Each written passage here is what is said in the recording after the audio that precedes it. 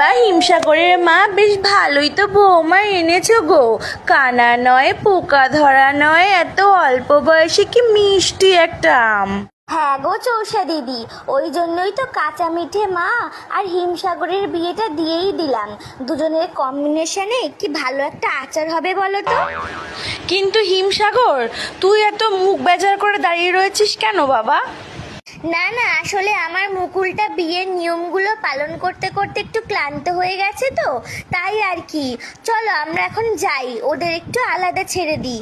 উফ মা, তুমি না আর আমাকে মুকুল বলে ডাকবে না। আমি যথেষ্ট বড় হয়েছি, আমি এখন আম। তাছাড়া আমি আগেই বলেছি যে আমি এই বিয়েটা। চুপ কর।